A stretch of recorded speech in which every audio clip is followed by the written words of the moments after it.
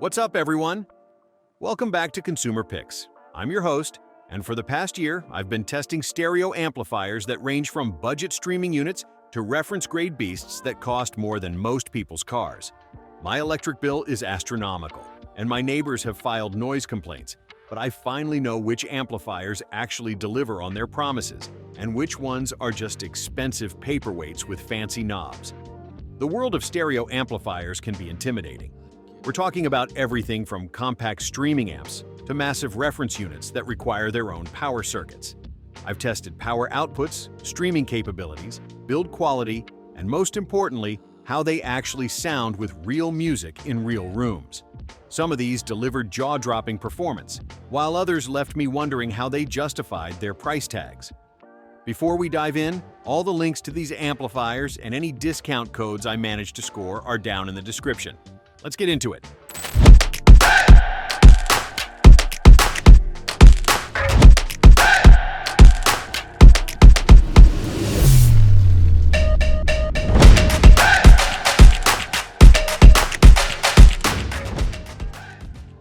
I tested the Technics SU-R1000 in a full reference system setup, and I'm not exaggerating when I say it was a borderline religious experience. We paired it with triangle Lear floor-standing speakers, a custom DAC with Blackgate capacitors, and AudioQuest Rocket 33 cables. Basically, the works. The power, clarity, and effortlessness this amp delivers are extraordinary.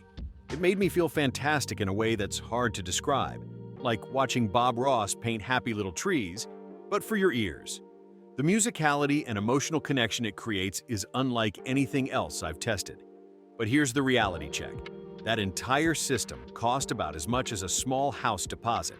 When you're playing in this league, the curve of diminishing returns becomes very real.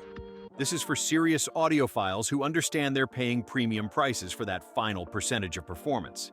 The SU-R1000 represents reference-grade excellence, but it's not for casual listeners or budget-conscious buyers. If you have the system and budget to match its capabilities, it's absolutely stunning. The WiiM Amp has been my go-to recommendation for people wanting to dip their toes into streaming hi-fi without breaking the bank. When WiiM hit the scene from China, they made a big impression, and after months of testing, I understand why. The streaming platform is intuitive and well-designed, standing out from the usual BlueOS reskins or Sonos imitations. It has its own distinct personality that's easy to navigate. The combination of capable streaming with a compact, punchy amplifier covers most people's needs. The HDMI, ARC, and analog inputs push it beyond just hi-fi into lifestyle audio and home cinema territory. It's versatile while taking up minimal space, which is impressive at this price point. The downside is the somewhat stark tonal character. It can sound clinical rather than warm. Speaker pairing becomes crucial. I've had success pairing it with warm, colorful speakers like Daily Oberon's or Q Acoustics 3020 is, plus using the built-in graphic EQ to fine-tune the sound. For the price, this delivers remarkable value for anyone wanting to enter the streaming hi-fi world without major investment. The Denon CEOL RCD N10 has earned the nickname Kiss from a Rose in my testing, and it's been a reliable recommendation for entry-level hi-fi. As the younger sibling to the Marantz MCR612, it benefits from shared R&D between the sister companies. The built-in CD player and optical inputs make it genuinely multifunctional, while wireless streaming and multi-room connectivity provide modern convenience. It integrates seamlessly into home entertainment systems while punching above its weight sonically. The sound signature is warm and clear, similar to the MCR612 but with less power and dynamic control. It's much better suited to bookshelf speakers or smaller stand mounts rather than demanding floor standers. I've paired it successfully with Wharfedale Diamond 9.1, the Daily Spectre range, and smaller Oberon models. The combination delivers satisfying performance for the price point. This represents an accessible entry point into a broader hi-fi ecosystem without requiring major investment or system overhaul.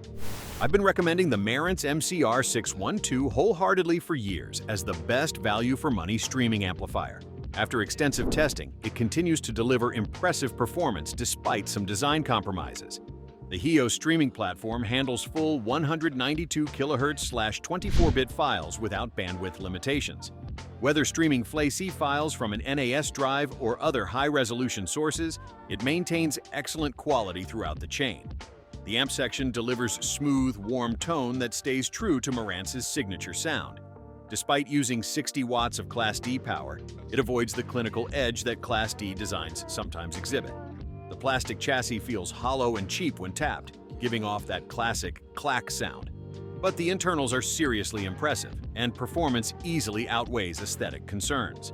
The combination of streaming capabilities, warm sound signature, and competitive pricing makes this an outstanding choice for compact systems where space and budget matter. The Audiolab 9000A has impressed me with its clean, versatile performance over months of testing. It delivers power, control, and dynamics while maintaining a relatively neutral tonal character that lets source components shine. The flatness is actually a strength. It provides a clean power platform that allows upstream components to shape the overall tone. This reminds me of monoblock setups where each component has a defined role. The pre-power mode functionality is a major win. You can disable the preamp stage entirely, allowing source components to handle tone shaping and volume control while the 9000A acts purely as a power amp. Connectivity is comprehensive. XLR, RCA, coaxial, optical, and USB inputs plus 100 watts of Class A/B power per channel. It's a seriously capable platform that can grow with your system. The screen bugs me though. While the waveform display during playback seems nice, it's just a generic looping GIF rather than actual waveform data. The VU meters have a half-second delay that detracts from the experience. Despite the screen's missed potential, the core amplification performance justifies the investment for serious system builders. The Marantz PM6007 represents everything I imagine when someone says stereo amplifier. After extensive testing, it earns my solid 10 out of 10 rating as a beginner-friendly workhorse with a classic warm sound. This is wildly different from modern streaming amps. No built-in streaming, no fancy screen, and no HDMI inputs. Just 45 watts of Class AB power delivered with Marantz's signature warmth and control.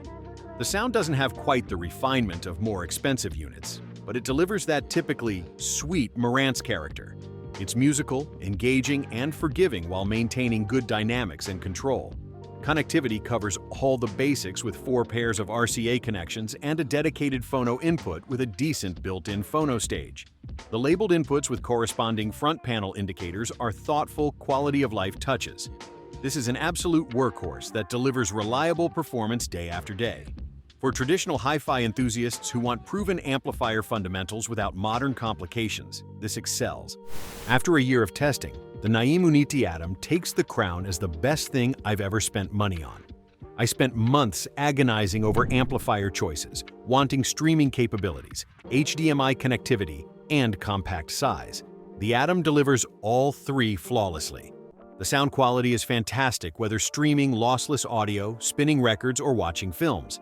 But it's the complete experience that sets it apart. The volume dial feels solid and satisfying, the display is crisp, and the app is actually smooth and responsive. The 40-watt Class A/B amplifier provides plenty of power for most speakers, particularly higher sensitivity models like Focal's area range. RCA inputs, pre-out, and optical connections provide necessary flexibility. The Unity Star and Nova expand on the same platform. The Star adds CD ripping functionality and 70-watt output, while the Nova delivers 80 watts with additional features. All represent Naim's decades of expertise in compact premium packages. This feels like a properly thought-through product from top to bottom. It's clearly a premium amplifier with pricing to match, but the performance, features, and user experience justify the investment completely. You wanted the best? You got it. That's all for today, everyone. I hope this helps you navigate the complex world of stereo amplifiers and find something that actually improves your music listening experience. If this video helped you out, smash that like button. It really helps the channel grow. Subscribe if you want more real-world audio testing where I actually listen to this stuff extensively so you know what you're getting into. I'll see you in the next one. Keep the music loud.